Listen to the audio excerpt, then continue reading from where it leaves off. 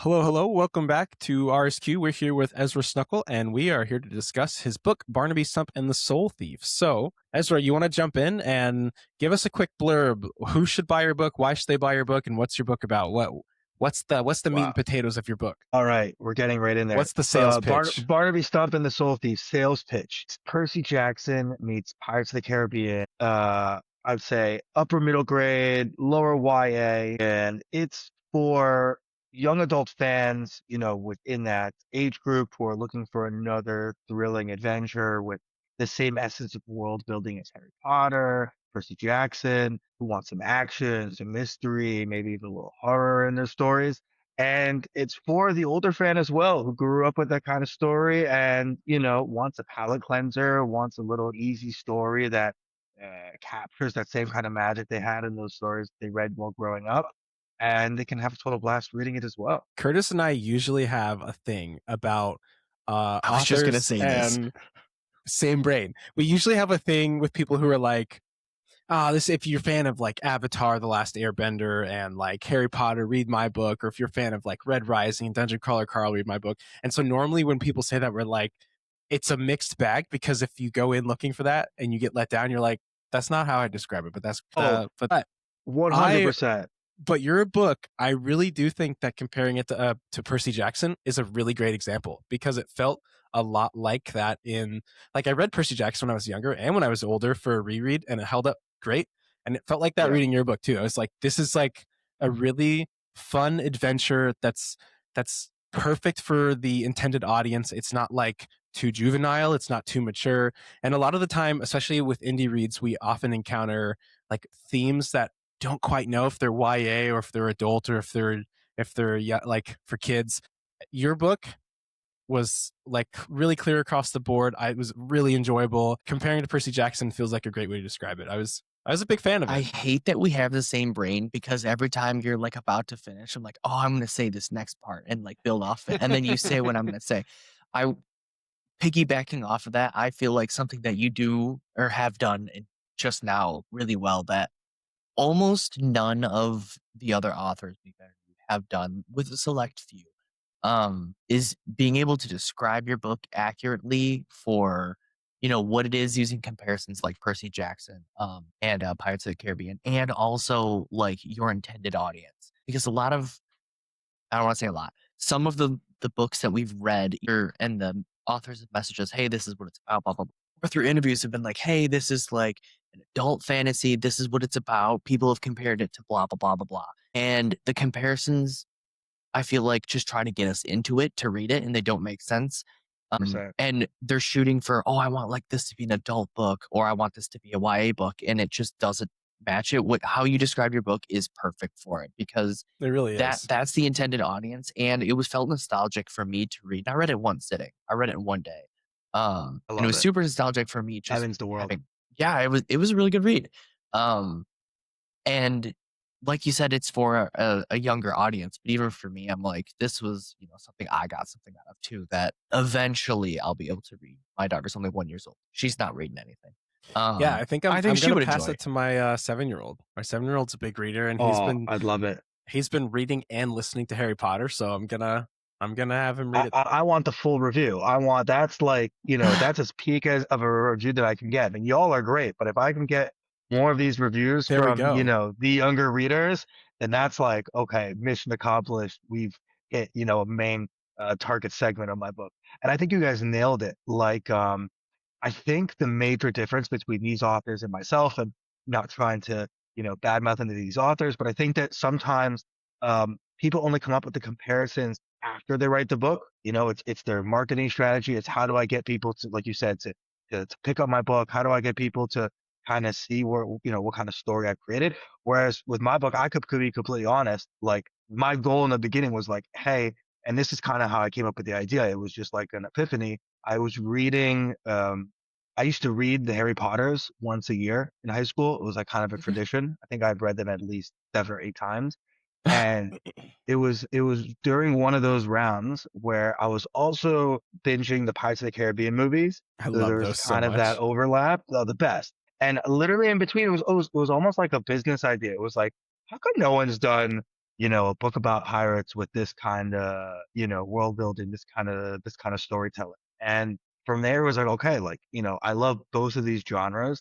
I love the world of pirates. I love these kind of books with magical schools and magical summer camps. And it was like, okay, how do I capture that magic? And it required also studying, Harry Potter, studying the Percy Jackson, seeing like what they managed to do that hooked people in so much, and merging that with the illustrious and colorful world of Golden Age piracy and the mythos in things like Pirates of the Caribbean, Treasure Island, Treasure Planet, Peter Pan, and just trying to create a story exactly with that goal that I can market it, and not that I can market it, but with that goal that it captures exactly that kind of story. Yeah, nostalgia is a really good way to talk about it, because I think it's a really unique win when you can hit the nostalgia of like myths that people feel positively about. Like Greek myths is like a really easy win, right? Like everybody's got like Oh fond yeah, memories of for sure. like Oh, Greek myths no between question. Percy Jackson and just like Clash of the Titans, like any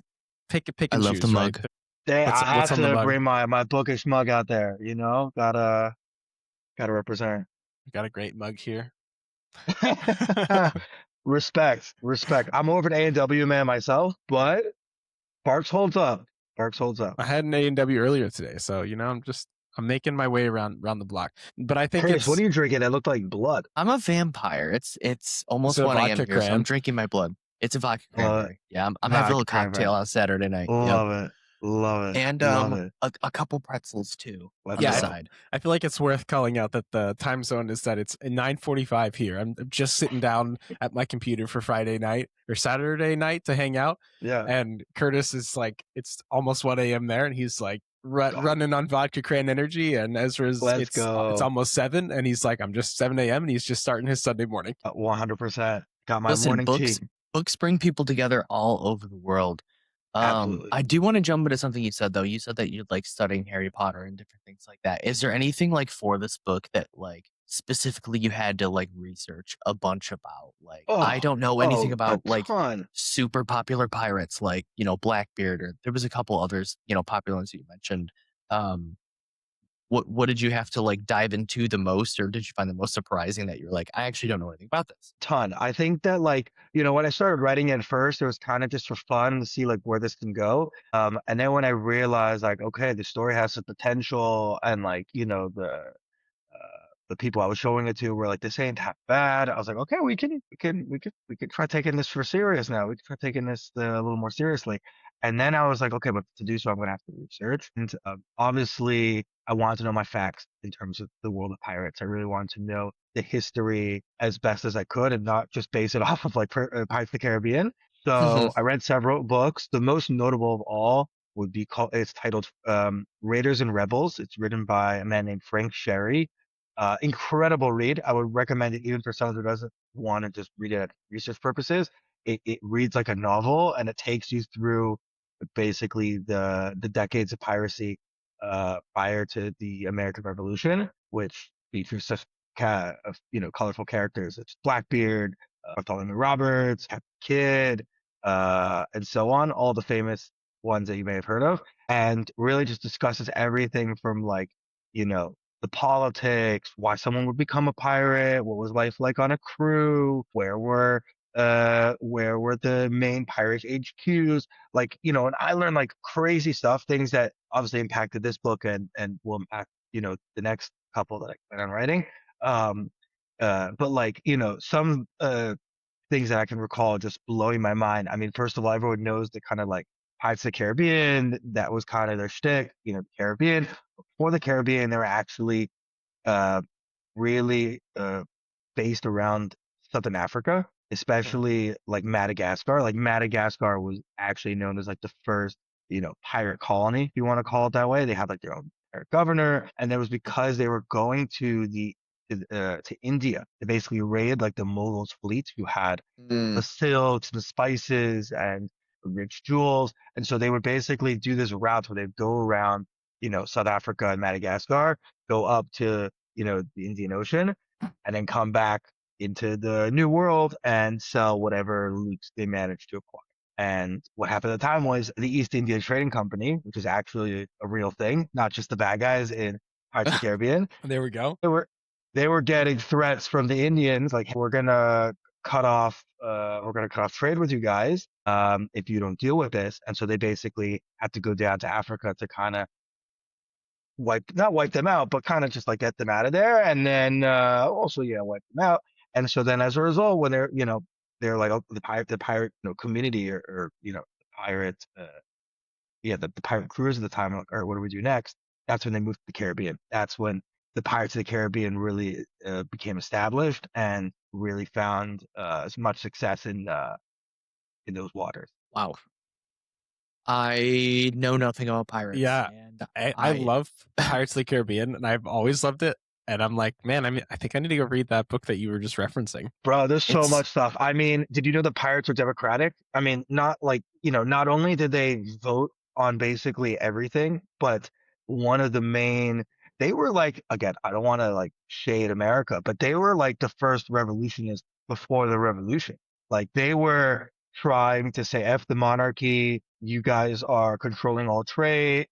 The only way to make $1 is to be in your Navy, which is you guys are just going to keep abusing us and paying us nothing. Like they really wanted to find a life for themselves, a better life. And they not only did they dream of democracy, and their biggest traders were the colonies. They were the ones who accepted the most black market trade at the time. But every ship was run through like democratic power with votes. The captain was restricted to 2 votes. And so everyone really had a voice, really had influence over what the crew was going to do on that particular day or on that voyage. And I think that just sounds really inspiring. Yeah, I had no idea about that. That's cool. But let's step back and give us your lore, give us your origin story. I want to know about you, and I want to know how I have a lot of questions, but I want to know about you, and I want to know how writing this book looked, because that's one of the really interesting things to ask indie authors is like, where did you start? Where did you go? How did you edit? Like, how did you get from your big idea to the polished book that we read now? Yeah, sure, of course. All right, born and raised in a little town, Teaneck, New Jersey, so East Coast boy. When I was 14, my life basically turned upside down when my parents said that we're going to move to Israel. I'm raised Jewish. I would say practice like modern Orthodox, which means that, I pray, I keep the Sabbath, I keep kosher, but, I watch HBO, I'm like, I read, I don't just read like scripture or Bible, I read, just about anything on the planet. And I kind of have a foot in, I guess you could say, both worlds of like the religious world, non-religious world, and experience it all all in one life. So basically my parents were like, all right, we wanna take our family to the Holy Land. We want to raise you guys, 30 minutes from Jerusalem. We think that could be really cool, really fun. I was 14, so I was about to go into high school, and I was like, oh, you'll learn this throughout the rest of the podcast, but I'm a creature of routine and I like to plan ahead. And so like, even at 14, I was like, wait, no, like I want to go to this high school basketball team. All my friends are going there. Like, then I want to be a lawyer, very classic Jewish, career. And then, but of course my voice didn't matter. And so within, a year, we moved over to here. And so it was a real culture shock, the language, the people. And it really was, a real like adapt or get left behind. And so, which I saw from other, kids who had moved here over the time, and they kind of just like stayed within this bubble of what, their life once was.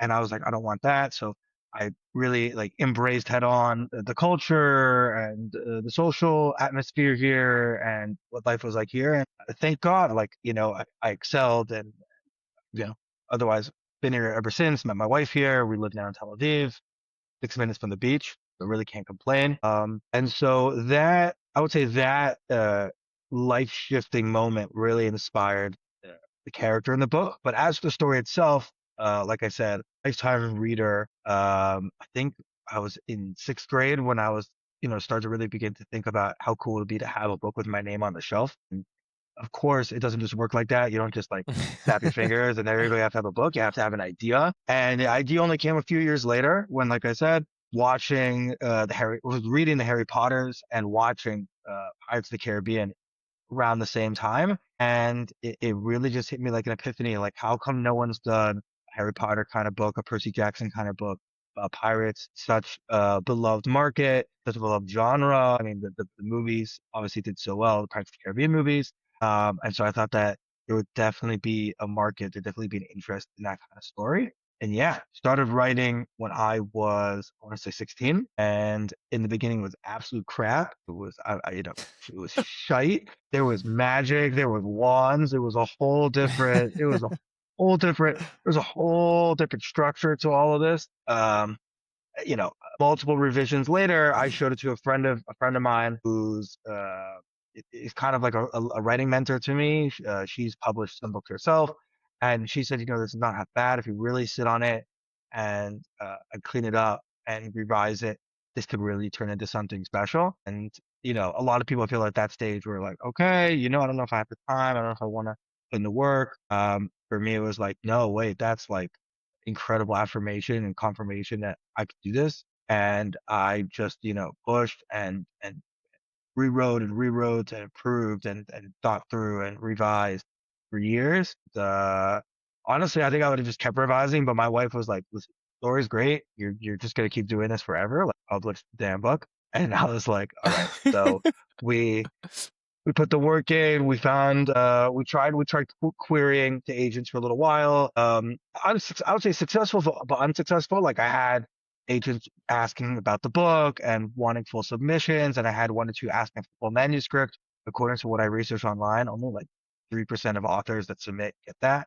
So to me, that was already like an affirmation. Like, my prose, my pitch, and the first 3 chapters or so definitely have a lot of promise.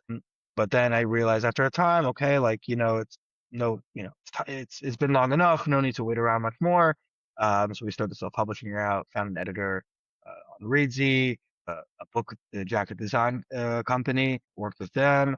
And yeah, thank God, the finished product right here.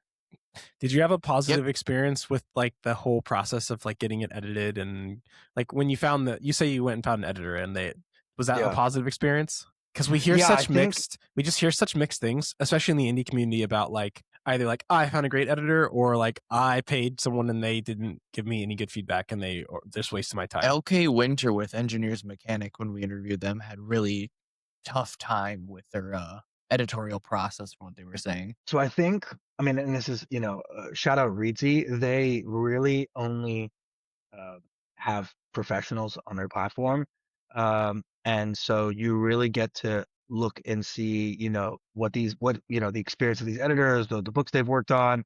I think one of the editors I was vetting, honestly, or was vetting me, had worked on the Maze Runner and the Hunger Games. Love that series. You get some real players in the editing industry, who I guess are just looking for some extra freelance work.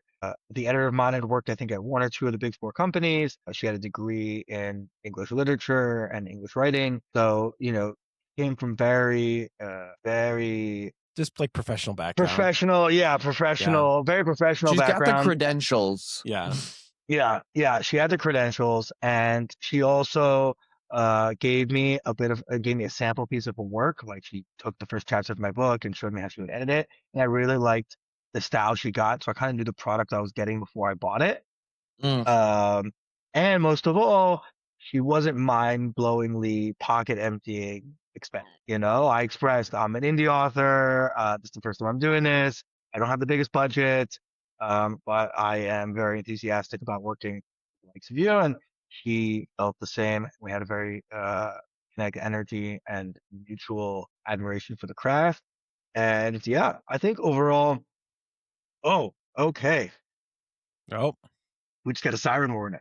All right. There we are. Well, hang on. I'll let you know if it actually goes off. They give these warnings basically if there's a possibility of a rocket threat. We get like a pre-warning, and then if it actually goes off, we get like another warning, and we have like 90 seconds to get to shelter, a safe room, which is downstairs. I'm not like folks, they have a safe room, so really not a bad situation in terms of preparing. So if it goes off, I'll just leave and we can continue in like 10 minutes or so.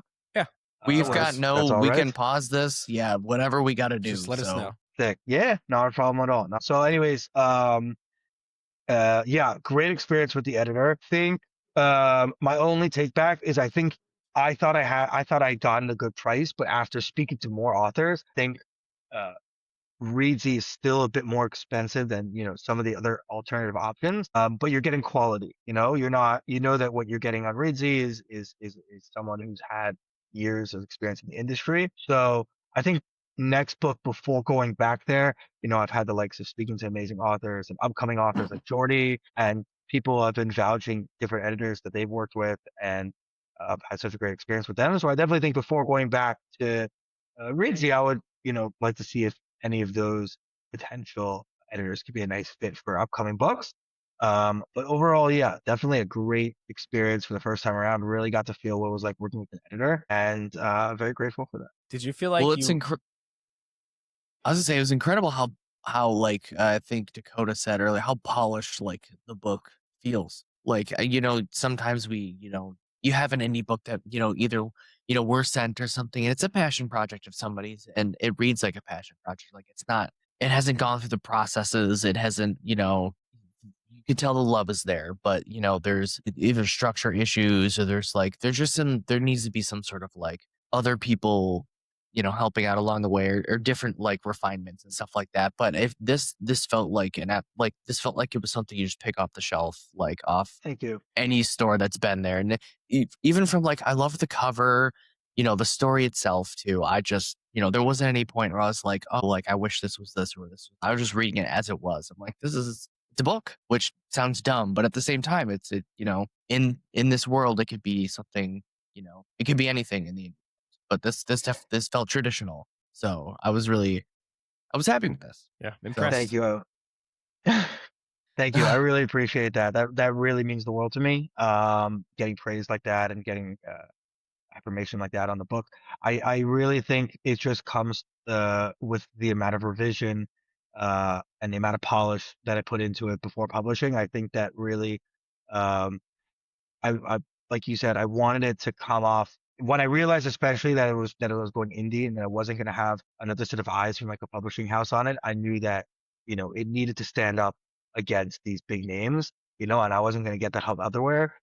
So I really put in the time after I made the decision to sit on it one more time, two more times, go through it, revise it. Also, kind of like study, like I said, study Percy Jackson, Harry Potter, see how they started their books, see how the stories progress there, and kind of let that influence the pacing and the style of writing that I wanted to impose in the book. I also have a lot of experience reading like thriller novels. One of my favorite authors, because it's a dual project, are Preston Child, Douglas Preston, Lincoln Child. They write like it's basically like Supernatural meets Criminal Minds. They write like supernatural murder mysteries with this FBI agent. Incredible books. Could not recommend them enough. They're super slick. The writing and the pacing is just so smooth, and they have a real mastery with keeping tension up through short chapters.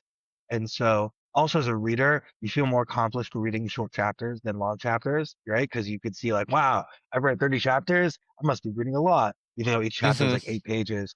Whereas you get through other books and you've read 10 chapters and you're already at page 300 and you're like, what? I'm a big fan of short chapters. It's that free dopamine, right? You can't. Yeah, it just fires off the sense of accomplishment. Like, oh, I finished a chapter. Look at me go. Exactly. And so I was like, that I feel like that's just such an asset to use, especially in like in a young adult book. And so I wanted to give that kind of fast-paced pacing, along with a young adult story. I felt like it would just be a perfect combination. So I took a little bit from that, a little bit from the likes of J.K. and Rick, and really wanted that to like influence the end product. I was gonna ask you, based on just kind of what we were talking about and how like how much we really liked it. We're like, okay, we really liked it, but how do you deal with like negative criticism? Wait a second. Wait, Chris, we just got the siren. I'll be back in 10 minutes. All right. All right. Well, we are back. Glad you are safe, Ezra. Glad you're back with us. To jump right back in, we were talking about how you deal with negative criticism when it comes along. Because I was looking at just I quickly looked up like on Amazon and Goodreads, like just because I like to when I ask this question. And you're at like I don't know if you checked, this is gonna be part of the question too. If you didn't know, you're at a 4.7 out of 5 on Amazon and a 4.5 at a Goodreads. So that's pretty good. It's not bad. So It's not bad. how do you deal with negative criticism when you get it? Like, do you check Goodreads? You look at the reviews, or you're like, listen, that's not for me. Like, I'm just let that be for the people type thing. Like, how do you deal with that? No, I love the reviews, both good and bad. I think first of all, I think that's part of why we do it. I don't know many writers who don't like reading the reviews of what they work. I get of what they write. I guess like when you get to the point where it's in the thousands of reviews and you're a best-selling author, that maybe it's just a matter of not having time to get through every review. But I think seeing what your peers say about your work is important. At the end of the day, that it's the work is going to be read by them. It's going to be reviewed by them. It's going to be hopefully enjoyed by them. And so that's the goal at the end of the day. So if I'm not creating a product that's enjoyable by you guys, why am I spending all this time writing it? Sure. That's the end game at the end of the day. And in terms of the negative criticism, I view it as constructive. I love to see like where I could have improved, what's something that, I may have missed in this book that I could improve in the next book or another project. I don't view it necessarily as negative, just that it may not have been, the right kind of book for that particular reader. Or, it's just something that I could have improved on myself. At the end of the day, this was my debut novel, my first book. I hopefully intending on writing more. I have more plans for Barnaby Stump, as well as some other ideas for projects down the road. I'm still young and spry, 27, so I think I still got a bit more time on this rock to pump out a few more pages, and we'll use all the criticism and feedback that I can get to just hone my craft and to keep getting better at it. This is probably a tangent, but you have a 1-star review that I feel like is just diabolically irrelevant. It's like the person acknowledges that it's just like not for them, but not a bad book, and I'm like, then why are you giving it 1 star? Like I you f I they're feel like, like this is a people great. rate based on the vibe they felt instead of, like, the actual book is which is just wild to me. Dakota and I talk about this all the time. When we rate books, we have a 10-point scale, and we Okay. rate it like it's very objective for the most part. There are some, like, subjective parts, but for the most part, Right. we're rating a book based on, like, "This didn't do this well, and this is why," type thing. As opposed to, "I didn't like it because I didn't like pirates," or, like, something stupid like that. But then we see reviews or we talk to people like, "Yeah, I just didn't like it," and we're like, "Why?" They're like, "It just I don't didn't know, I work just for me." I'm like, wasn't feeling it. "But why?" Like, so when someone asks, "Oh, what didn't you like about this book?" We have, like, evidence. This is why. This is why, blah, blah, blah. It's Just part I of so love to it. see that vibe read or rate, I'm like, that yeah. just blows my mind. It's just so Li- interesting too because they acknowledge that it's like a fine book for younger readers and for like a younger audience, but that it didn't do it for them. And I'm like, why give it a 1 star? Why not like a 2 or a 3 and just be like, cool book, it's just not my cup of tea. Like a 1 star feels so like unnecessary. Haters. Listen, I think reading at the end of the day is like an emotional game, for better or for worse. When you read a book that just has you, everyone loves to use the term destroyed me on book talk, and books are like, wow, this book destroyed me. It's an emotional game. And so, in the best sense, you read something that just like you can't stop thinking about, that you're literally yelling like, holy shit, holy shit, holy shit. And you feel, that rush of adrenaline as you turn the pages. And when you read a book that you feel a bit less, it's a bit deflating, because it's time spent. Um, my dad once said, I think he went to once after he saw a bad movie. I was like, how would you review the movie? 90 minutes of my life that I'll never get back. And I'm like, that's actually just a great description, I think, as well as reading, because if someone spends 2, 3, 4 hours reading a book, at the end of the book, they're like, I don't know if I really like that one. That does leave an emotional impact. So I get it. I get why, that particular person may drop the negative. I'll also argue that having too lofty review score can sometimes deviate people, where they're like, nah, I can't be that good. Oh, he's definitely getting fluffed up in the reviews by his friends and families. 1 or 2 negative reviews kind of brings the number down a bit to a It's more true. It's true. It makes realistic it more rating that I realistic. could sell, more approachable, because if That's you get a book and it's 4.8, you're like, whoa. That's like we're going into a Christopher Nolan movie. Like this is gonna smack, and if it doesn't hit that smack level, anything below that, even if it was good, it just doesn't hit the expectation. Yeah, we talk about that a lot. In what regards? We have a lot of feelings on this. Dakota and I think the exact same, which is good because like we like a lot of the same things, but like whenever we do reviews, we don't have any like counterpoints to each other. We're like we like this, we didn't like this. But we have friends in the book talk community at rate strictly on like I just didn't like it, so I'm giving it like a 2. I'm like, but why a 2? Like this deserves like this rating, blah blah. And they're like, oh well, I guess I didn't think about that. I guess I would have rated it a little. You just read it. Like think about the book that you like. And I understand that like it depends. Like you have to be in the mood for that book. It makes sense, but like you can tell if a book is written well. Like just because it wasn't for you doesn't make it a bad book. We love to like, it's like our nerdy thing. We have like 10 points. We break down like, how is the prose? How is the storyline? How is the world building? How are the characters? We like look at each of our points.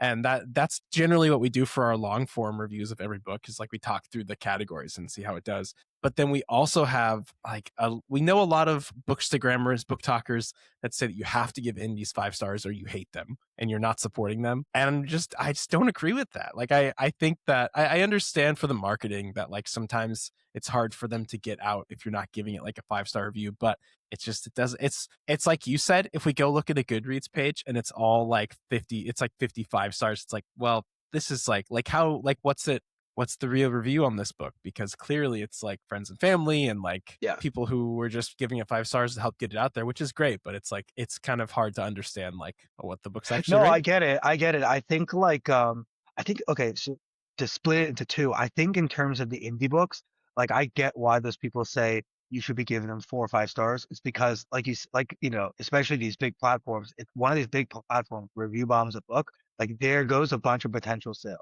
And so I think they know at this point, and you get these videos, especially now, where these guys are feeling the pressure. They're feeling this pressure that comes with having these big accounts and coming out with this content, and they don't want to disappoint. So I get why they're saying they're saying that they feel that okay, maybe I don't have to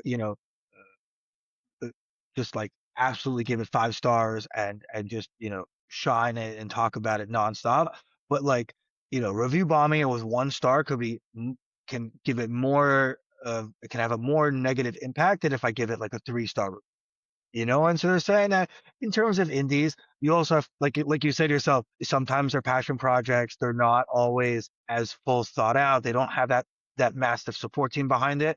So I do think sometimes you can take those things into consideration. When it comes to trad publishing in general, I'm with you guys. I'm ruthless. Like some of my most successful posts are, and I really try to keep it to trad publishing because I'm like, in my head, it's like, as an indie author, I know what I'm up against. And I'm like, you have this whole team against you. You have the PR, you have the editors, everyone to tell you like what needs to go right with your book. And if it doesn't go right, and I'm like, it's like watching a major blockbuster movie that you had millions of dollars poured into it and it bombs. And you're like, how do you like, what were you thinking was going to happen here?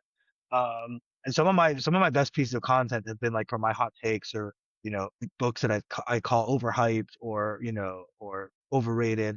Because I think at the end of the day, like you should be honest with how you feel about a book. I do think that with my reviews personally, before I like rate it on Goodreads or Fable, I like to wait a day or 2. I like to let the book kind of saturate my mind. I don't want to give it an impulse rating. Let it marinate. And then in the words of Dave Portnoy, I don't like to give rookie scores. I don't like to give, solid 3s or 4s. Unfortunately, Goodreads, you can only do halves, but I love on Fable, you can do like 3.25, 3.75. You can be a bit more specific, which I try to do. And so, yeah, I would say like in general, the emotional factor for me is kind of the push to like, do I go a little down or do I go a little up? I let that kind of guide me a bit in that sense. But I try to stay honest. And I think honestly, some of the best book conversations that I've had since entering the realm of books done book talk have been when I said like, you know what? I don't get the hype about this book. I don't get why people are glazing it. So now you walked yourself into this. We need to know what your I need to hear what your biggest overhyped book as of recent for you. We're so here for this. You can say it all the time. You've got to hit it. But you have to pick one. Just pick one book that you're like, this book was. Or you can give 3. What are the people thinking? I love to hear the overhyped books. If you got 3 off the rip, then go for it. Yeah. Okay. 3 overhyped. Wait 1 second. I want to just make sure I get the title right. So I'm just looking it up. Okay. I'm willing to fight, depending on what this is. Number three is like a book talk book. It's called Lightlark. I'm not sure if you've heard of it. My wife's read Lightlark. I've heard of it.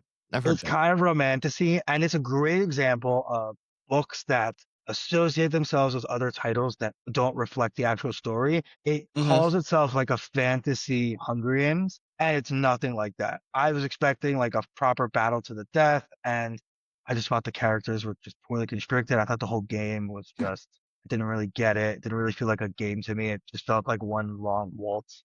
The ending was nice. I will admit the ending was nice. Unfortunately, I did the mistake of buying both books without reading the first one, and so I kind of had the second one already on me, and I was like, okay, I bought it. I bought the hardcover. I gotta do this now. No, I gotta do it, and it was just like, it was not as good as the first one, and so like, I think Netflix picked that up. Did it? Maybe they can. Maybe they'll save it. Maybe it'll be a better show than a book. Maybe they can redeem it. Anyways, that was just one that was getting so much hype, and I'm glad that author is doing well. I think she started as indie and now gone trad. So amazing for her. It just didn't speak to me. I just felt like the marketing and the comparisons just were very off. Next would be Throne of Glass. That'll be my number 2. No, I want to read that. I DNF'd the series after book 1. People were just hyping it up like, this is the greatest thing you'll ever read. And that's the hard part. And I read it right after Fourth Wing as well. People say, you love Fourth Wing, which I love. I really loved book 1, and I enjoyed 2 and 3. I think it's kind of going a bit down. I just think that there's a lot of exposition. She was supposed to, from what I understand, it was supposed to be a trilogy, and then she got a 5-book deal. So, the question is like, oh, did she have a story panned out for 5 books, or is she kind of writing it out? Yeah, what was the plan here? But I think like book 1, like that was one of my favorite reads of the year. That was such a blast. Shout out Red Rising. Throne of Glass. Yeah, I just like, it was good. It wasn't like goated in my opinion. And then I'm not into the fairy stuff.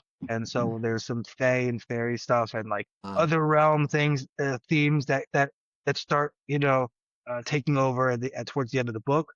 And it kind of pulled me out of it.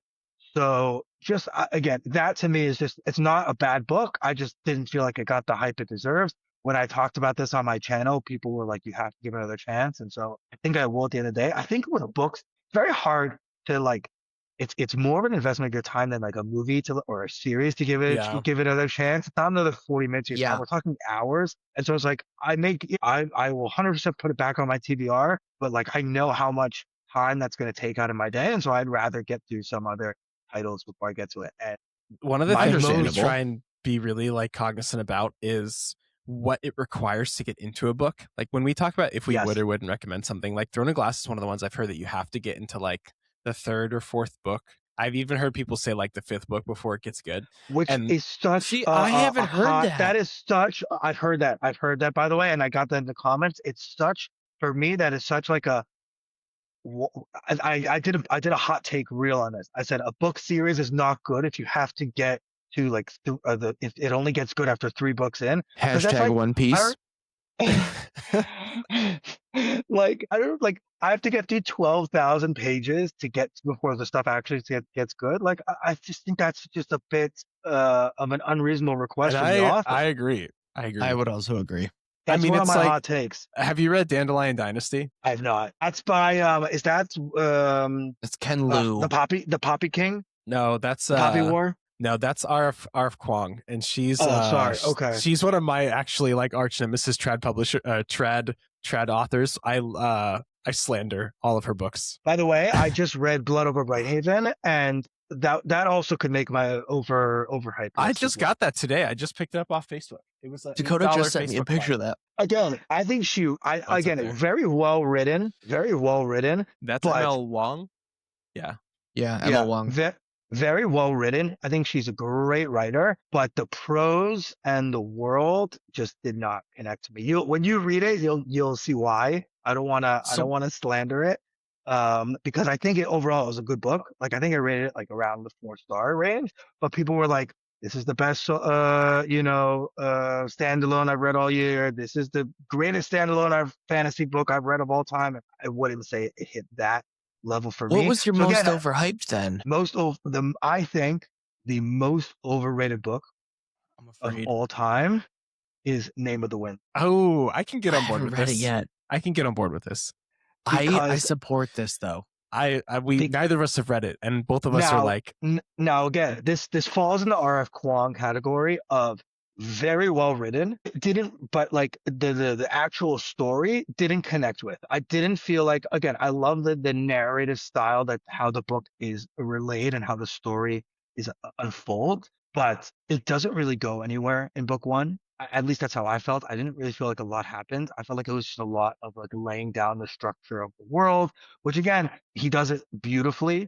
But nothing really happens in the book. And this is like my biggest ache, which is that like I read that book without knowing that he wasn't going to finish the trilogy or is not going to finish Oof. the trilogy, and Yeah. I feel like I got scammed. Like I invested. It's a long book. It's a thick book. I invested a lot of time reading that book and wanting to know where the story goes. And it's the kind of book where like things don't really get resolved at the end. You have to keep reading. And when I found out that, not only is it not get finished, but a lot of things don't get resolved even after book two, I felt so scanned. And so I think that when people hype it up as the most amazing book, as one of the most amazing fantasy books, I think like, how can you call it a fantastic fantasy book when it just leaves so many open-ended things?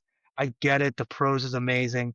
The method of storytelling is incredible, but like it just breaks so many rules of what makes a story fundamentally great. Whereas that it just doesn't invest in the ending. It doesn't invest in wrapping things up. It just is so fine with leaving things open to get answered later on. And going into the book that it's not going to get answered. And I think that's just so frustrating. I just think I think it can't be on the goated scale. Like it needs to have yeah. like an Oh, I asterisk agree. to it. It's like Pete Rose in the Hall of Fame. Like it can't, like it cannot be compared to the GOAT if it's not, we don't get it One of resolved. the that's one of best. our like lukewarm takes that we always say, and it's lukewarm because I feel like it's not a hot take, but we won't read, or at least I won't read a series that I won't will either. not be finished. So like I won't read it because if I know for a fact it's 100% not going to be finished, I don't want to be left. I don't want to be left on red. Yeah, I I don't can't do care if that. it's a good story. If I'm Can't not do gonna. it. Game of Thrones, loved the show. I read the first two books and loved them. Once I found out that it's not going to be finished, I don't want anything to do with the rest of it. Oh, it's so good. You'll just never know what happens. Then I don't fucking want any part of it. I 100%. just those. 100%. Yeah, not for me. Now, I don't mind if the author hasn't finished the series.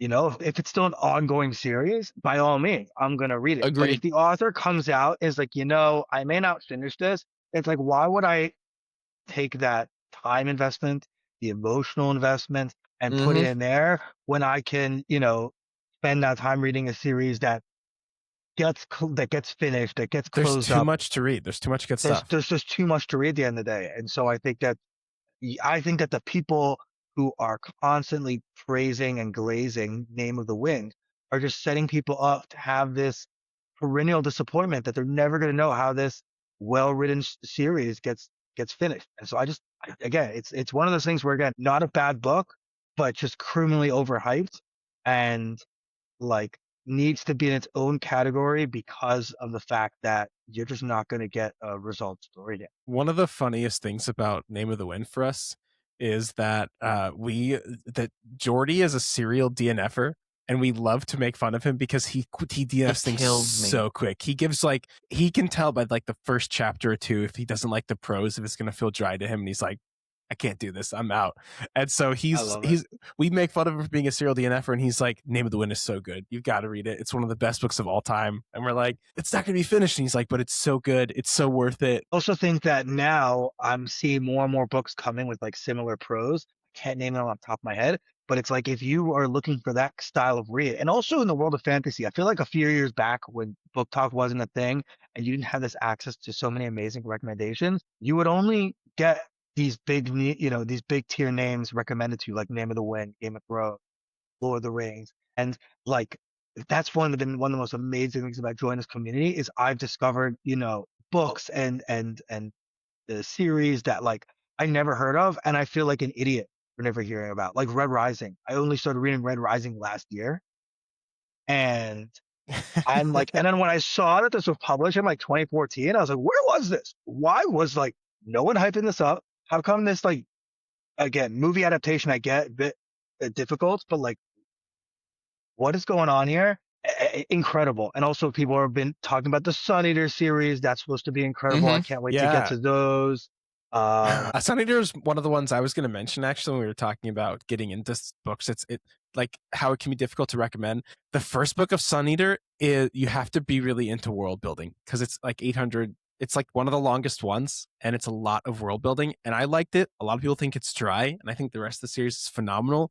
But it's one of those ones that's a little tough. It's like if you can't put up with like a bit of a drier first read, it's hard to say, go read this 800-page book because that's just a short read, right? It's funny. I've heard mixed. I've heard some people say it's actually great, and it's one of those ones where it's just like you compare it to the rest of the books in the Sun Eater series, which are all like 6-star reads, and it's just a 4-star, and it's still a great read, but it's just like, but again, if the first book is good and book 2 just takes another level, I think that's acceptable.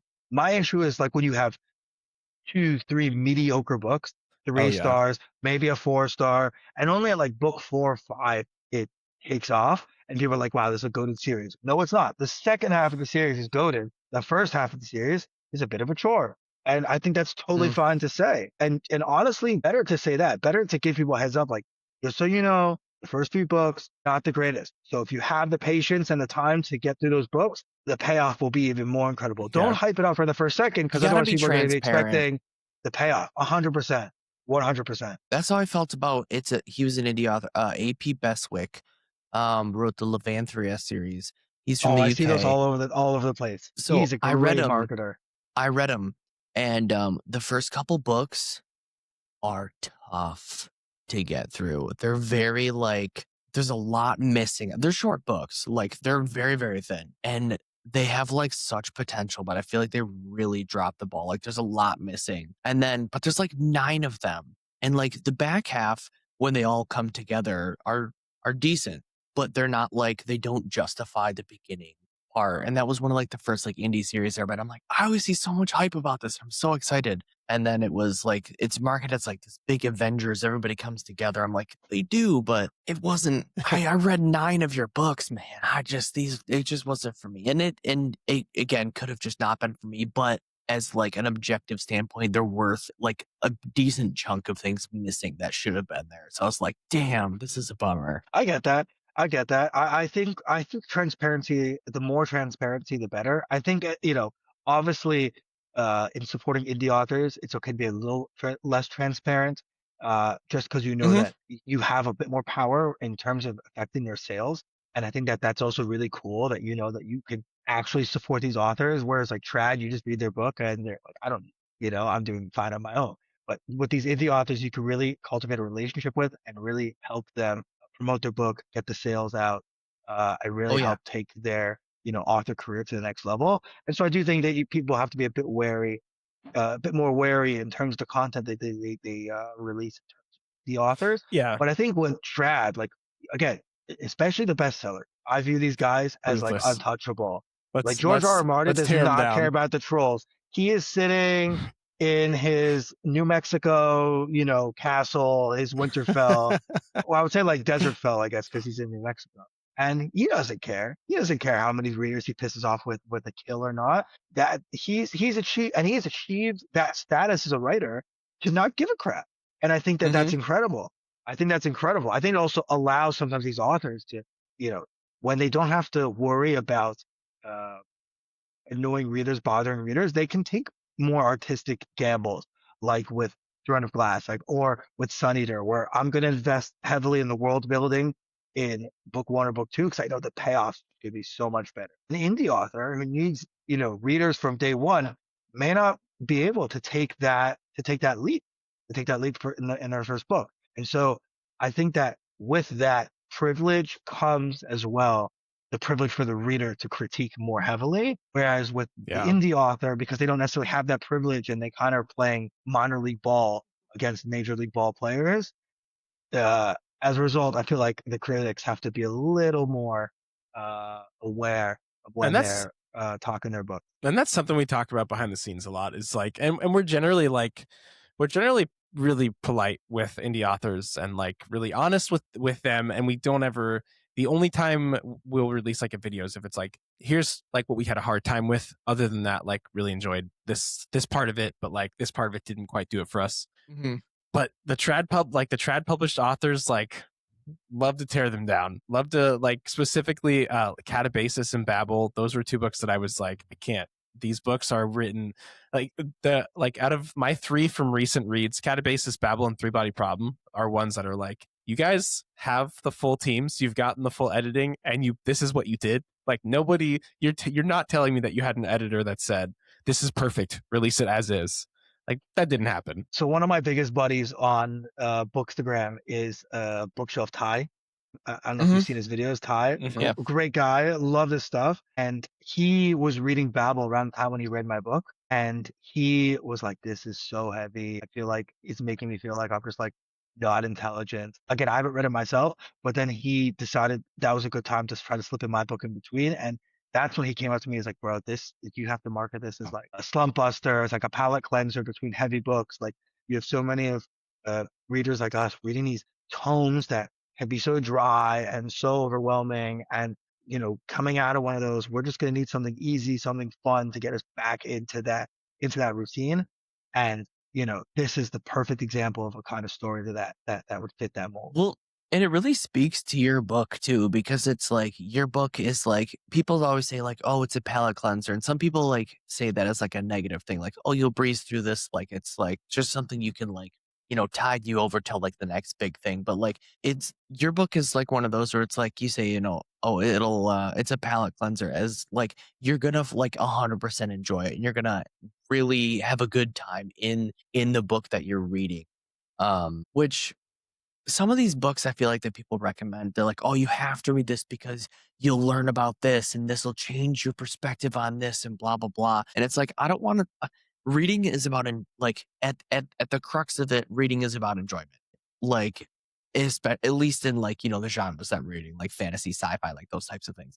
So, for your book to be pure enjoyment and to be marketed as that by like people like, oh, hey, this is like a palate cleanser. This is something like you're going to enjoy, and it fits perfect with how it's marketed. Like, it's a Percy Jackson pirate story. That's something like, to be applauded and stuff too. Like, this is something that like anybody can read. And I love to make the one-to-one comparisons when indie books do something better. Like, your prose and your storytelling way more engaging to me than R.F. Kuang's, than Babel or Catabasis. The both of those in like in her prose, like I love to call it Dakota out. hates these books. Every video. I always find a way to Dakota, bring it up. we can hop on another time with you guys. I'm happy to hop on another time, and we can prepare a whole hot takes list. Let's and we do can it. just review Okay, hot but takes we with should reading, actually hot do takes with that. books. Yeah.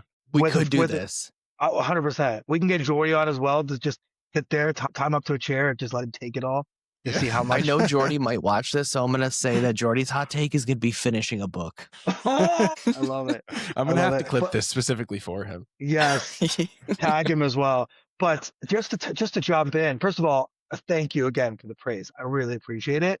And I think it's like, it's something special with art, which is, the artist creates what the reader or the receiver of the art interprets. And so at the end of the day, I can set out a goal to come out with a book like, he's going in for the zoom in. My dog is the intimate angle.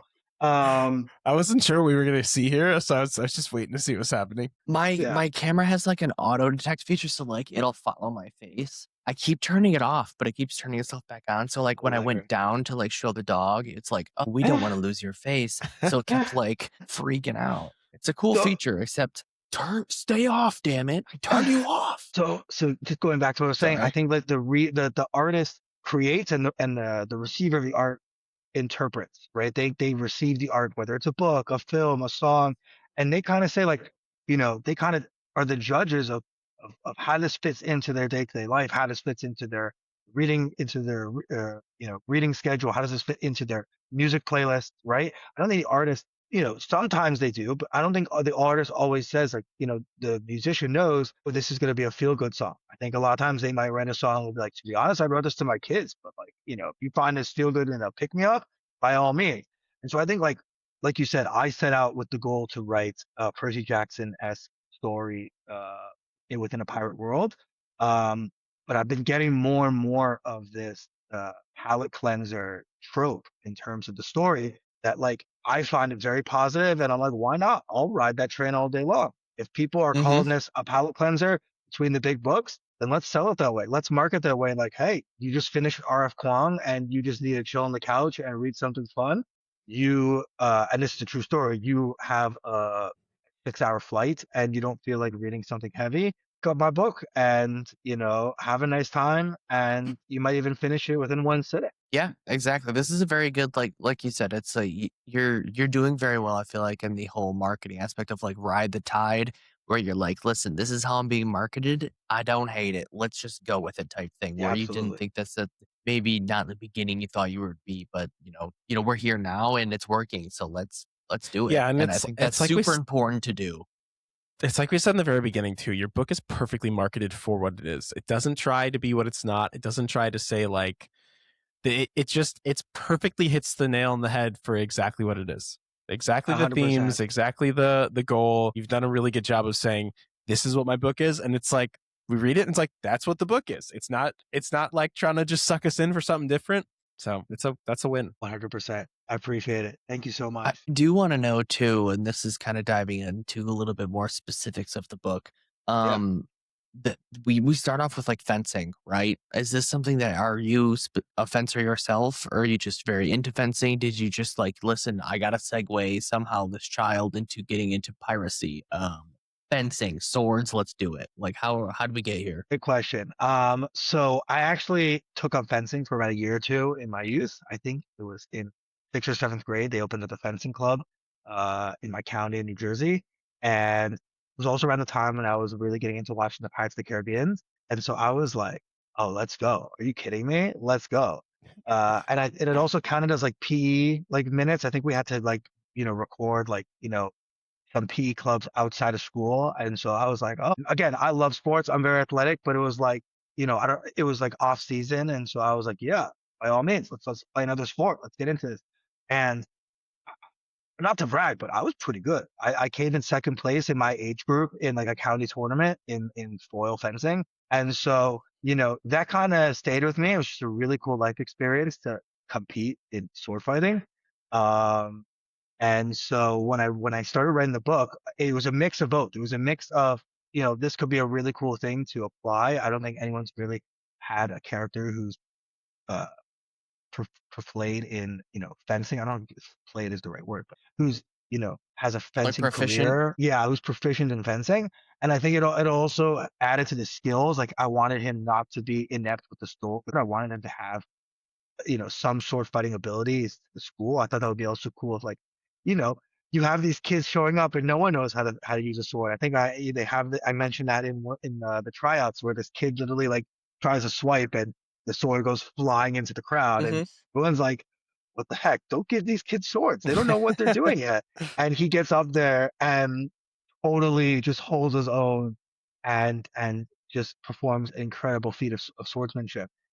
So it was a great mechanism to give the character that skill, to give Barnaby that skill of sword fighting, and it was also a great way to tap into a really cool hobby and experience that I got to do as a youth. I did have to research in terms of the tournament. Like I wanted it to, I'm a big like, if I'm gonna get fact checked, I want to kind of have it rooted within how things actually happen, and so I did like Which we spend a bit of appreciate. time. Thank you. I did spend a bit of time looking into like, oh, different fencing rules and different fencing types and what kind of sword fighting in terms of fencing, what kind of sword fighting would be similar to, to type of fencing, what kind of fencing would be similar to the sword fighting they do, pirate school. And so I tried to craft something somewhat realistic in that sense. I hope that answers your question. I thought for It sure did. we were going to It see did. Barnaby be like a descendant of one of the famous pirates of the school. I thought for a second that it was going to be Roberts. I was like, is this what the twist is going to be? Well, I mean, this is only book one, so you know, Have no you comment, no started comment writing there. book two? Have you started Yes, writing? sir. Yes, sir. I've started writing book two. I would say I have 6 very good chapters, like 6 chapters that I would be happy to show to an editor already, and then I have another 3 or so chapters that are like bit more thin, a bit more rough draft. I'm finding my process for writing book 2 a lot quicker and a lot easier. I think book 1, it's kind of like, it really is like, it's your first time around. Like you kind of like are just learning how to write a story, or how to figure out the pacing, how to write consistently, the importance of outlines and mapping and character charts and all that stuff. And now that I have a lot of that, I can kind of just reuse in a way and just improve the second time around. And so, yeah, I already have a full outline of the story. I kind of already knew where I wanted it to go based on, when I was writing the first book. I had to, start playing Easter eggs and Sure. foreshadowing and that kind of stuff. But I have a fully fleshed outline of the book. It obviously will change, maybe get added, maybe get reduced, bits and pieces there. Six chapters that I'm very happy with. I think the action just picks up right away, and it's just a lot of fun. What's your super rough estimate? When you thinking that it'll be super rough? Could be off, could be 6 months off, could be a year off. What's your best case, like, 10 days. if everything if everything goes my way? Everything goes my way, this book drops some point in 2027. I think that's best case scenario. I want to have a good draft that I can give to an editor by the end of the year. And if my process was similar to the last time around, I only needed, 4 to 6 months with the editor and book jacket designer. Again, might switch them up. So things, might be quicker, it might be a little longer. And then I think what I've learned now, one of the mistakes that I had with the first time around was start marketing earlier. Like even just now, I'm already slipping in like book 2 marketing into my content, so that like if I want, I don't have to, queue up the book for a later release just so I have more time to throw out content. I'm already going to start throwing out content for book 2 as I write. I'm also feeling the book 2, feeling the vibes. That also helps with the content that'll come out. Obviously, no spoilers, little foreshadowings, little teases here and there that I hope to provide. And so I definitely my goal is definitely to publish within, 2027 at the latest 2028. But I think 2027 is the goal just because once you release that first book, you have readers waiting, you have readers still feeling, that story that you gave them. And I want that to be fresh. I don't want them to have to kind of like, wait, who is that? What happened there? I'd rather try to get the book out sooner than later. But yeah, 2027 is the goal. We'll see if everything goes according to plan. But right now it is. Thank God. Can't complain. Well, I hope so. I'm looking forward to the next.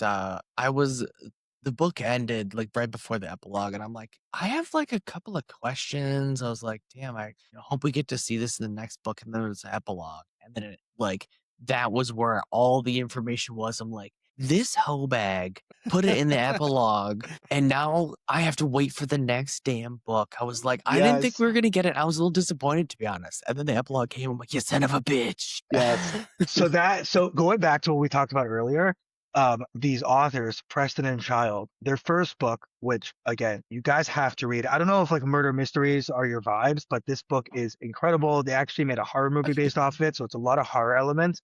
Called Relic. It's basically about a creature that gets unleashed in the Museum of Natural History in New York City and starts just killing people coming to, check out the museum. It's an incredible read.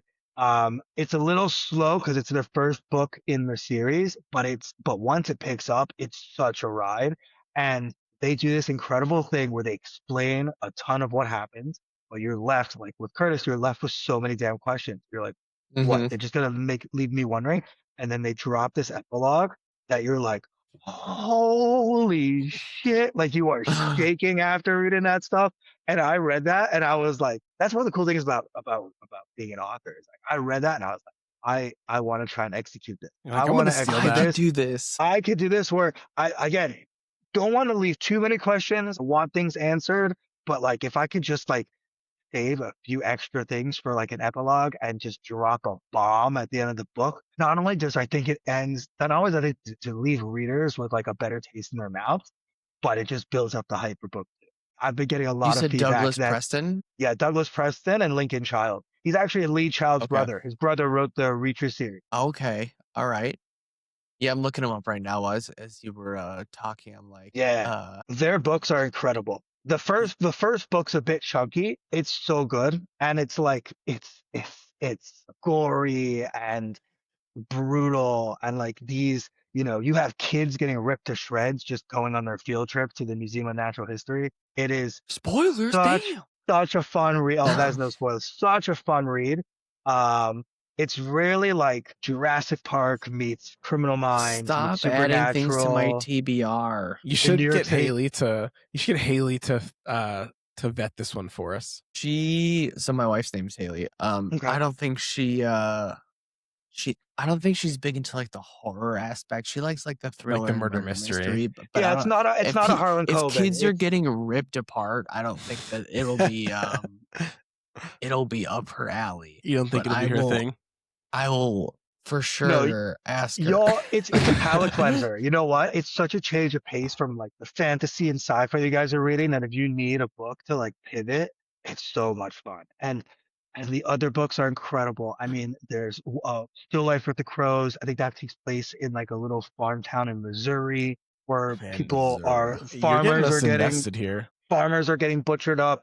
You have one that takes place in a ski resort in Colorado where rich homeowners are getting tied up and their houses are getting burned to the ground with them in it, and it all has to tie together to like a long lost Sherlock Holmes mystery. You're gonna get me to read these, and this is not what Yeah, I you're read. getting, I have you're too getting much. us very invested. One last thing, and I'm glazing, but I'm telling you, and um, the main character, Aloysius Pendergast, he's this FBI agent from Louisiana. He's an albino from Louisiana, and he's literally like a racketeer, but an FBI agent. Like he just knows how to extort people to get what he needs. He's so charismatic. It's incredible. The crazy thing is these books, I said, very gory, very explicit. Like it's a heck of a ride. And I've been reading them since the 5th grade. Like my grandfather was just Yeah, like, that's crazy. here, looking for something to read, take this. And my parents couldn't say no because it's my granddad.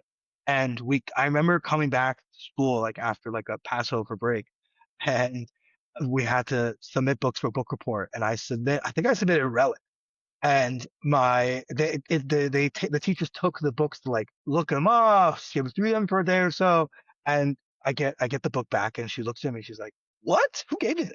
Who said you could read this?" And I was like, "It's from my granddad," and like my cute, innocent 5th grade face, and she's like, "Oh, okay, enjoy." And you could say no to that. Like the magic of getting a book from your grandparents, no one could say no to that. No one could say no to that. Right. And I've been hooked on their books. Every time they drop a book, I think they're on like number 22. I make sure to put it on my yearly TBR. They're just incredible. Y'all have to put that on your TBR and get them at some point. They are. Yeah, we're so getting much fun. invested here. We're gonna have to do it. Amazing. I am gonna swing back to your book because if we keep talking about books that we should read, we're gonna be here all night or morning for you. Morning for you too. Yeah, morning for me already. Yeah. Do you have a scene in your book that is like your favorite that you're like, wow, I like whenever I think of my book, I think of this part? Is there a specific scene that's like? I mean, I love the raid scene. I love the when you get to the actual competition. I mean, that was obviously heavily influenced by the Capture the Flag and Percy Jackson, and more specifically, actually, I think it's still they call them the War Games in Son of Neptune in the second series with the Roman camp where they have to like basically conquer Heroes a Roman of Olympus. fortress. So the second one where Percy Jackson is at the Camp Neptune, not Camp Neptune, Camp where Jupiter. He doesn't have his memory, and he doesn't have his memory. By the way, I think that's like Rick Riordan's magnum opus. I think that book is incredible. The whole memory thing, and him getting the memories coming back to him, and then him starting to reminisce and realize that Annabeth is probably looking for him, and Annabeth on their way at the end. And I remember as a kid, I know we're getting back into the whole book conversation. I remember as a kid being like 13, reading that book and realizing that like I have to wait a whole damn year before they get the Annabeth and Percy reunion. I was like freaking out. I was so annoyed. Incredible book. So that really inspired that scene. I wanted to do a fun kind of competition. I felt like that's kind of in tradition with these kind of stories.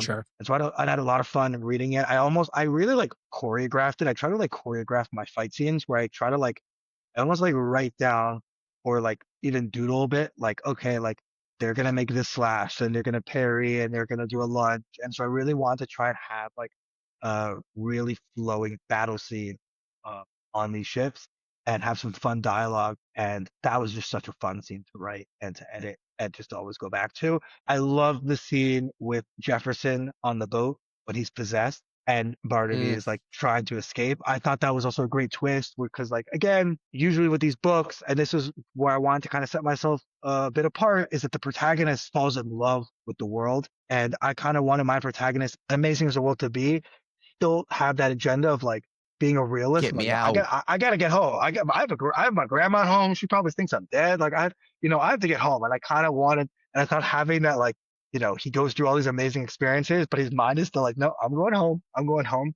That was a great twist. Yeah, it's like, and then to get stopped there by Jefferson being possessed, was just a really cool, chilling scene. It was like the first real elements of like horror that I got to write in the story.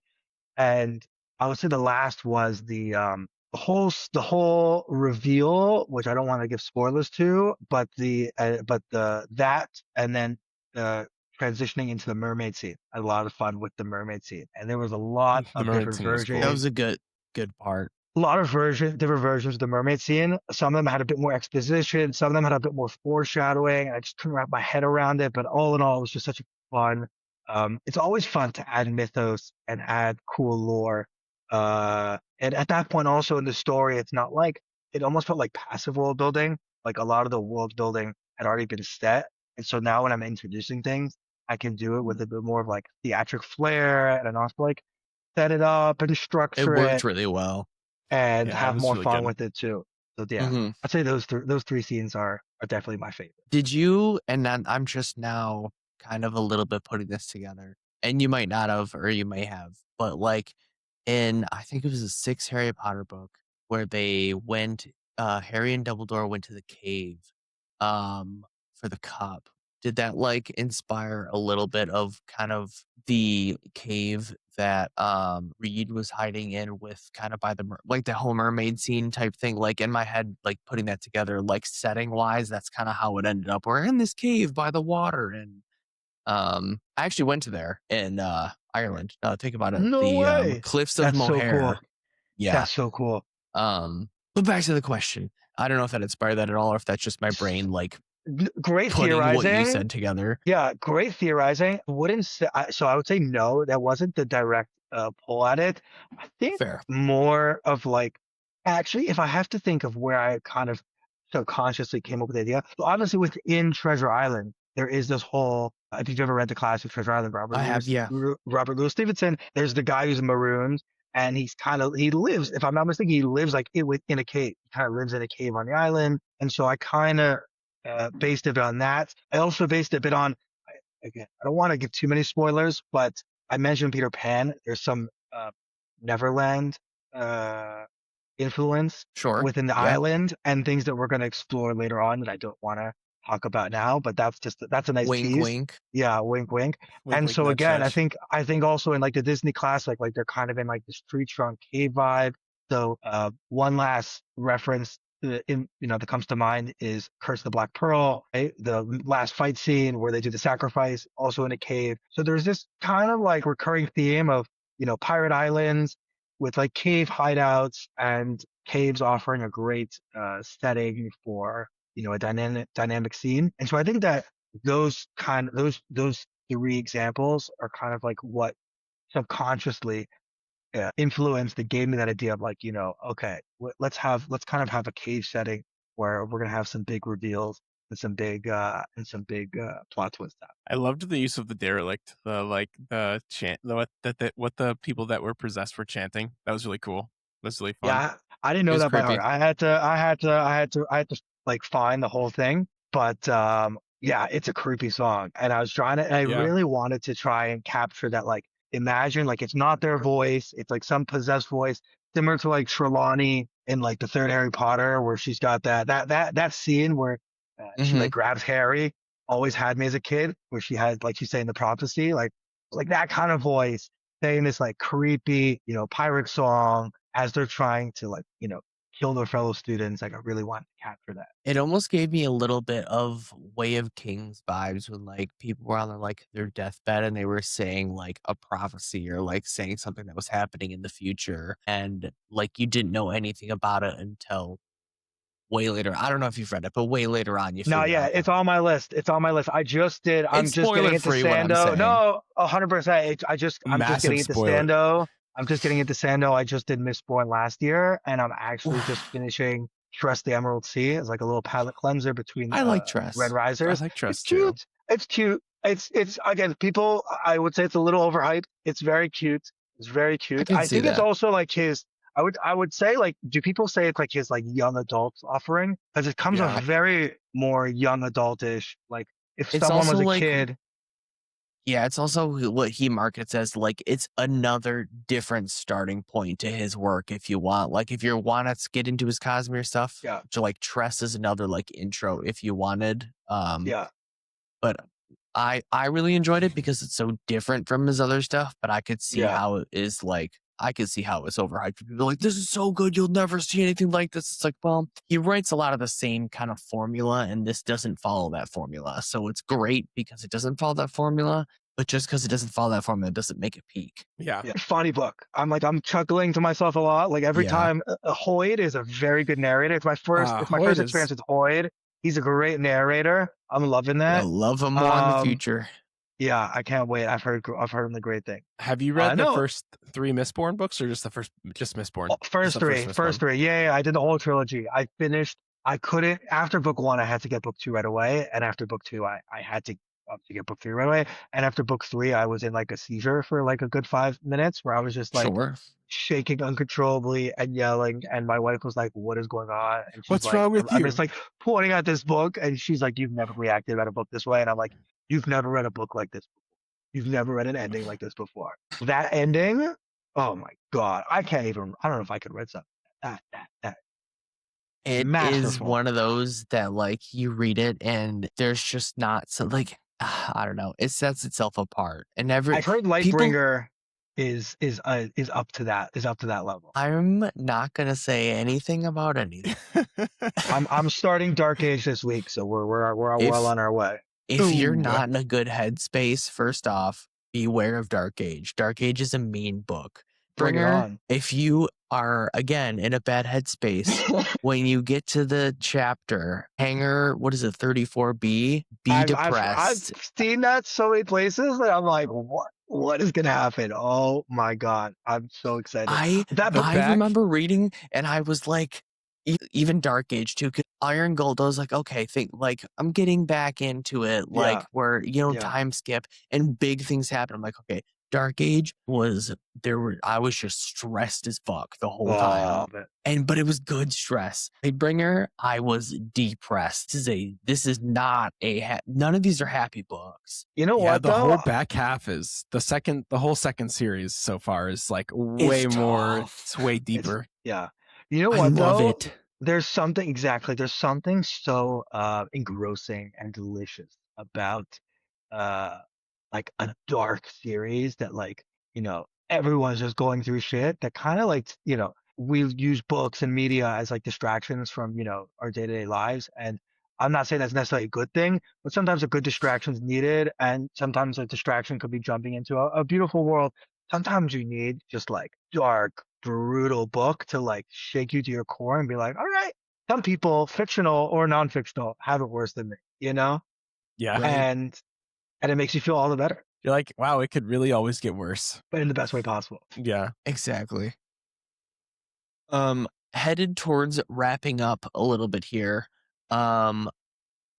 Is there anything about your book that people, maybe spoiler free, don't notice about your book, or you want people to kind of like pick out at all, that you're like, I can't believe no one's talked about this yet? And we can always, if you want, we can cut it out type thing. But that you want to talk about that. Like, how has nobody talked about that? I mean, there's one thing that I kind of dropped towards the end of the book. I'm really you guys are gonna read it, so I feel like I kind of don't want to spoil it. I kind of want to leave it because it's a big I don't want the reveal. spoiler. If it's spoiler for another book, It's basic. Okay, there's basically the last chapter or so, there's a reference to something. It could be a book, could be a character, could be, I'm not going to get into the particulars, that is going to play a massive impact Okay. on the upcoming books. It's also something actually I realized it's something that gets mentioned earlier, but the specifics only get mentioned in one of those latter chapters. So I'll leave it to y'all or whoever's listening to go back and check that out and try to figure out what I'm talking about, because I don't want to say it because it's gonna make for such an amazing reveal that I kind of slipped it in there last second because I wanted that foreshadowing to be there, that when I do the reveal, I can hop on an interview with you guys and be like, okay, hey, back in book 1, I did drop that, this and that. And then you guys or whoever will be like, and I there's a love lot those of types of things too. So I'm looking yeah. forward to it already. There's a But lot of world I building think, in the end that we get. yeah. Yeah. I mean, I think it's such a good like I said, I feel like there's active and passive world building. And I feel like when you hit a climax or like a realization and like the reader is expecting like a burst of information, it's a lot Mm-hmm. easier to like slip in some world building aspects. Whereas in the beginning, you want to keep the reader hooked. You want them to get to these moments. And so you have to be more subtle. You can't have as much exposition. There's also the use of world building and dialogue, um, which is also a great tool. But yeah, I really wanted to drop some bombs at the end of that book, and bombs that may not go off until book 2 and the final book. I'm planning a trilogy, so book 3 as well. Exciting. Well, looking forward to that. And you say passive world building and stuff, and that's something I really appreciate. I like lore dumps and everything is a lot. But one of the things I always argue is when I would consider this passive world building when you have like time jumps or like, hey, we have to get from point A to point B. And if you just skip to point A to point B, you just missed a whole traveling scene where you can build your world. I hate so much when that is just misused or like not there at all.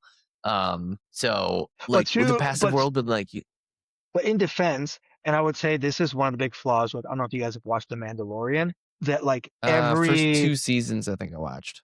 every little journey is used as like an entire scene, an entire story in its own, and I feel like that can become very tiring.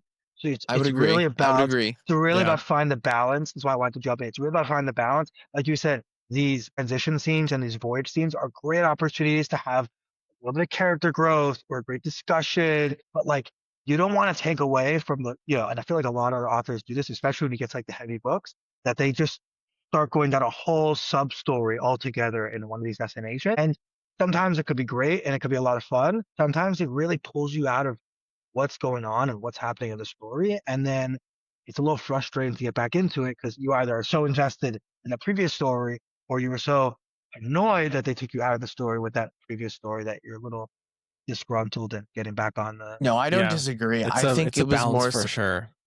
yeah, like I don't need to hear like every time they piss. I don't need to hear like I don't need to hear every time like, oh, why didn't this character say this when they were camping the one time? Like, I don't need to hear all that. Laundry. But if my problem is if say I finish your book and I have a problem with character development, that's usually where I see not necessarily world building. I see the character development and like, okay, we're getting from point A to point B. Say you're getting from like, we're traveling and, found family is what your thing is, right?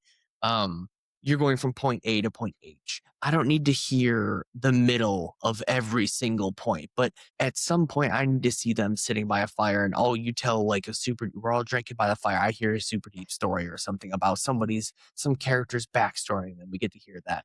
That's great. I don't need to hear all of it because then your book's gonna be 1,000 pages and I'm gonna be bored of shit. Like, Yeah, I want to, but that's where some of the meat comes in. Where I feel like where some of the popular books like The Devils, you miss some meat of the story where it's super important and it's not there because you decided you didn't want that to be part of it. I guess like your characters are missing character development and you had the opportunity, they were there and you just didn't have it. So absolutely, yeah, that's a big one we talk about on both sides is when it's like the extreme of like they never stopped to breathe in the whole book. They didn't, like, no one sat down to talk. Action, or action, action, yeah, action, end. or the other side of it where it's like we got every single travel scene throughout the book where they stopped and they set up their fire and they made dinner and they planned the watch and they taught, and it's like This is a there's pebble gotta kicked be by like, King John the You gotta have Fourth. you gotta have a balance. Absolutely. I know you said we're tying up, but I want to just reply and then ask you guys a question because Deal. you guys gave me a great opportunity to ask one of my own. So first of all, the first scene that comes to mind for me is like after the raids when they're celebrating and they're having, you know, some of our non-alcoholic but, you know, fun drink that we got at the school, because you got to have one of those at a pirate school. Of course. It's for Your kids. butterbeer, if you will. Yeah, I was going for like a very spicy, super sugary ginger beer. That was like Okay. that was what I was thinking in my head. And so then you have this transition with obviously what happens with Amelia on the ship, but you have this nice walk with Morgan and with Barnaby, where Morgan it's open up and you get to explore a bit of their relationship. A question I wanted to ask you is, I see, and I think you guys can clip this off. All right. I see that there's basically two different strands of writers. There are plot writers and there are character writers. I think that uh, plot writers, they have a great story and they come up with good characters to fit their story and obviously have to have character development, but it's all tying around this amazing story that they have to tell. Whereas with character writers, great example would be like, I think like Pierce Brown, you have incredible characters that people fall in love with. And the story is kind of a result of these amazing characters and their decisions, which makes the story also super unpredictable. So great options of both. And I think it's just a more of a method of storytelling and how people come up with the story. I see myself in the former. I'm very much plot centric. Like when I think about it, I think about how do I want the story to unfold, and then I kind of think about how did the characters develop in this kind of story and this kind of plot happen.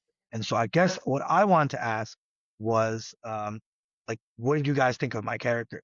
That's like to me one of the biggest questions of critique that I love to get is like, what do people think about the characters? Because it's the plot is what's easier for me to write than the characters, and I obviously try my best to write the characters, but I always love to hear like feedback, both positive and also constructive, that you guys felt and that other people feel about the character. Yeah, character development is an interesting point, and we talk about it a lot because it has really wide-reaching effects on the whole story. And so one of the tough things to say specifically for your book is like, when it works, it works. And for you, it worked. So like for your book as like a whole package, it worked. Now, if we're looking at it like, could we have used more character development? Yeah, I think like we could have come to better understand both like Miles and Jefferson and Morgan.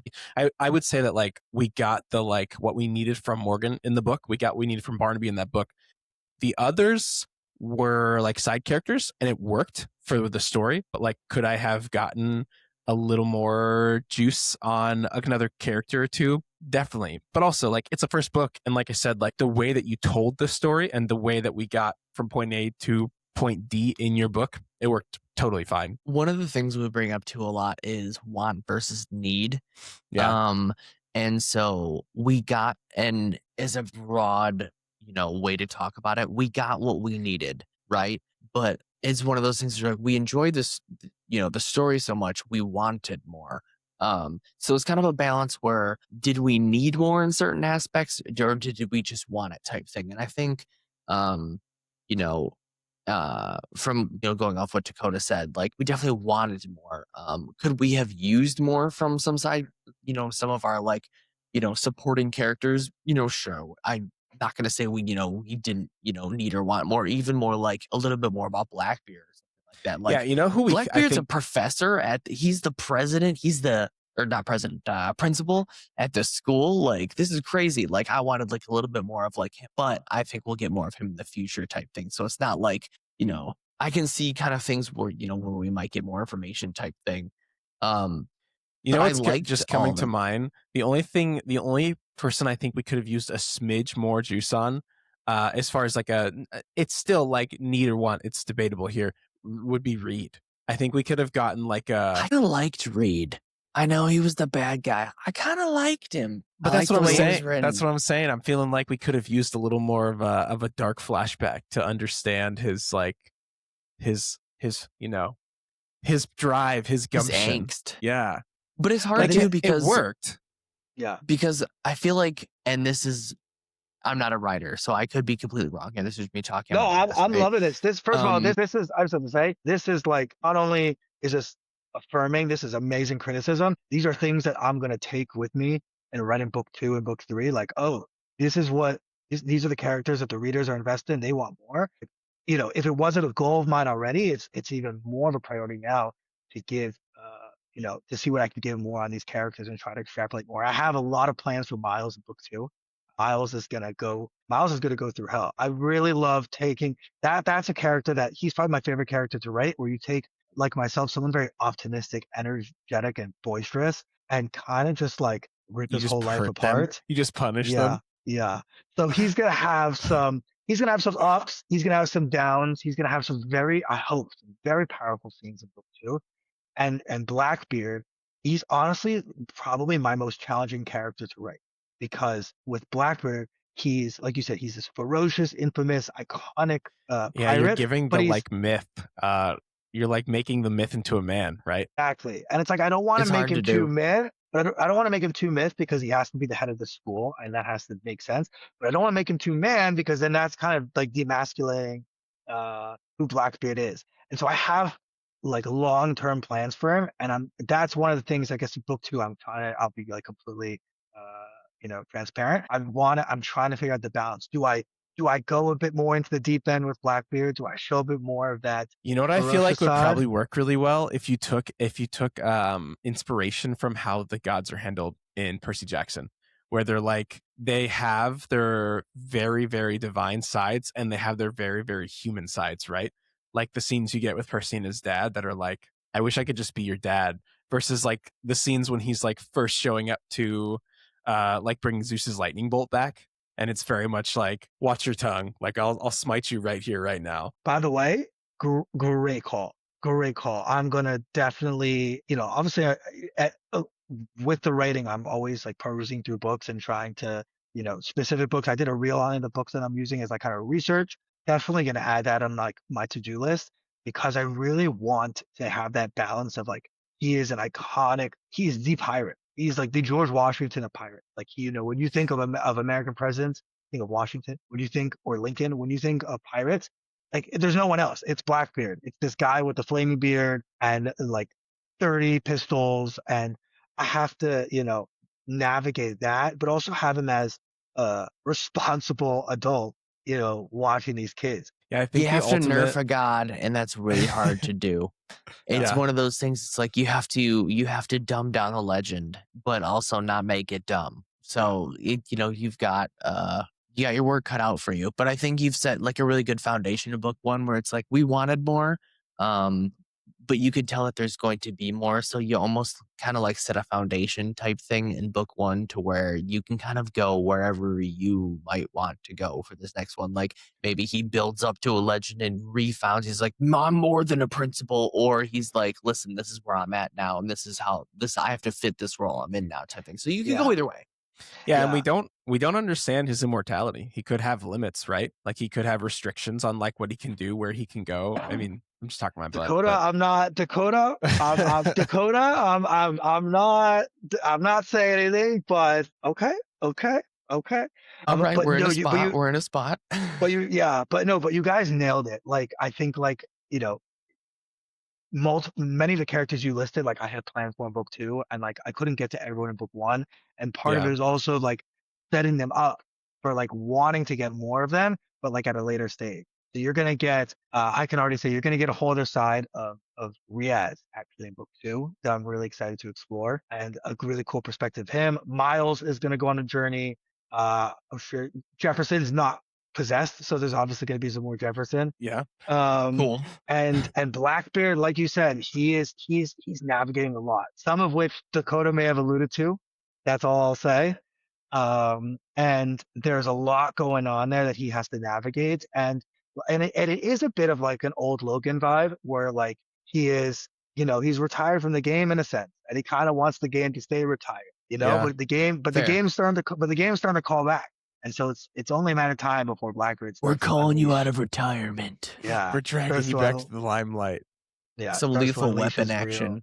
I think it's also a major trap card if you give your villains like a really relatable backstory. Like if people can feel it, like that could happen to me, and it's like make people fall in love with your villains through their backstory, and then so with Reed, he was a likable dude. He thought again, make spoilers, but you guys thought until the end, like, okay, this guy's just like trying to do what's right, but it's like no, he has a whole agenda, and it's because he got royally screwed. I didn't see Reed being the villain. I didn't pick that one up until I usually, and that was one of the things that I think I messaged on our Instagram, where I was like, for the most part, like, I feel like I'm really good on picking up patterns and like kind of figuring out like where things are going and whatnot. And like, I could tell where things were headed, but then once we hit, and since we had already said Reed being the villain, I was now like, okay, I don't know how I didn't pick up on that, but now that it's here, I'm like, okay, this is happening type thing. Like now we're here. And there's a couple other like small I don't want to say, just spoil things. But I feel like this, your book did a really good job of, it was this, a simple book in terms of like what was happening, but like when the twist happened, I'm like, I had no idea that this was just like about to happen, especially like with the whole, like you had said before, like with the mermaids and everything like that. I'm like, I was not like anticipating where things were going to go. And I was, for genre that this was headed for, I was very impressed and surprised with, as an adult reader reading a YA type story. Thank you. I mean, that's the goal at the end of the day. Is to attract both, the YA reader, but also those who grew up reading YA and would love to dive back into a YA adventure that might pique their interest. I'll give you one great story to wrap up on, which is that like this is the life of a writer that originally, well, first of all, yeah, I'll stay this way. Originally, because there's so much to talk about. We'll have to do this again. This has been an absolute blast, guys. Amen. So originally, the whole twist with Miles wasn't in the first draft. Miles was supposed to be like kidnapped at one point and then just get rescued and be like, "My man, let's go kill this mother," and then just be like a bro throughout the book. And I felt like I was feeling like as writing it, like I'm missing like a big shift. I'm missing like a big tone shift, something that's gonna like shake the reader, throw him off his guard a bit on who's who and who's the big baddie. And I'm not kidding. Most of my good ideas from writing come when I'm in the shower, really. And I take long showers and I get that country music going and I get in like a meditative trance. And when I get out, if I have some good ideas, I jot them down. I was in the shower and I was just thinking about the book and thinking about this and like, thinking about, Barnaby killed that guy. We never really realized who he was. Like, who could it be? And I'm trying to like think of people that it could be. And then I get to come up with the idea that it's Miles's brother. And I'm like, I literally, like, I'm not kidding, jump out of the shower, soaking wet, things still like on my beard and everything, and immediately take out my phone. I think it broke a week later from all the water, and furiously wrote into my notes exactly like, because it was all in that. I didn't want to miss a second of it. It was all there, and I wrote exactly like, okay, this is how it was. This is who Miles's brother was. How he ended up there. All just came in like that moment. How the plot twist is going to happen with Barney on the boat, with the newspaper, with everything. How it's going to play into the story. All just came in one burst, just like that. Like just hopping out of the shower, absolute chaos. And then I was like, all right, I just made my night. That's it. Good night, y'all. Like, there we go. We got it. Just so you know, there are, and I bought them for my sister. They have sticky notes that you put up in the shower, and they have waterproof. It's not ink, it's like some sort of stylus or whatever. No way! And you can write in the shower and it won't wash away. They're really cheap too. Like I don't know. You're gonna have to send me a link of that. Oh my god, I didn't know those existed. They're very but cool. Wow, my wife will kill me though. She'll be like, "Why are there so many sticky notes in the shower? Are you the Zodiac killer? Because there's a lot of notes in the shower." Yeah, if a cop comes for questioning and they just see a bunch of sticky notes and they share, what's up? What's going on here? But why does your shower say this child stabbed another child on a secret pirate land, and you're like, I don't know what to tell you. What's Spoilers, I going can't on tell here? you. Listen, I'm telling you, the life of the writer, and I've seen so many pieces of content on it, is the ideas come at the most random moments. So like, you know, a ton for me in the shower. Sometimes it's like as I'm dozing off to bed and my wife is already asleep next to me, an idea comes and I quickly turn on my phone, the flashing light, and my wife is like, "What the heck? Wake me up!" And What I'm are you like, doing? support it. Be with you in a second. Let me take this I gotta down." take care of this. The life of a writer is you just never know when the story is going to come to you, when these pieces are going to come to you. But when it does, it's just magnificent, and you just have to seize the moment. And I'll never forget that, and I look forward to getting more of those moments. It's just, it's exciting. Yeah, well, we'll definitely have to film some more with you. We'll have to do like another morning, evening, late night hangout, and probably bring in Jordy too, and just do I love it. some Bring hot in takes and Jordy. some. Have you guys done one with Ty? I feel like you guys would love. We haven't done one with Ty yet. We could do like some sort of like if we wanted Instagram or TikTok live where we all just chat late night or something like that. Because I feel like we have like a lot of cool stuff. Or Riverside, either way. Whatever you guys want. One last question, and this is just for personal. Do you guys are you guys outside of reading? Are any of you guys into sports like American football? No. I was thinking of maybe because some of the guys they all love fantasy football. I was thinking maybe doing like a bros. I do fantasy football. Oh, okay. I was thinking of doing like a fantasy bros or just like a book talk fantasy football league this coming summer. If I have to get into it, I will. If you're gonna you guys can co-manage a team. You guys, if anything, you guys should co-manage a team. Dakota can show you the room, and we could do it. We could do a draft. We can either live stream it or record it. I think it'll be a lot of fun. Everyone could have like book names. It would be just cool banter. Another way to get to know the guys. Last place has to have a public punishment. I was gonna say last place has to read like the smuttiest, most gratuitous. Last place has to read Atlas 6 by Olivia Blake. That literally, I'm saying last place has to spend like a month reading like the books that other people like that the league picks, like something like that, or like has to sit in IHOP until they finish.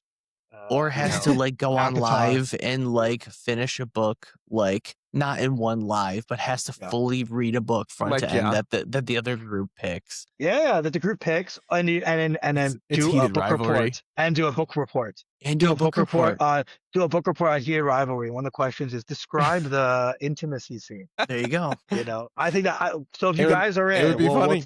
If you guys are in, we'll touch base on it. But I want to see if I could put something together this fall. It'll be a lot of fun.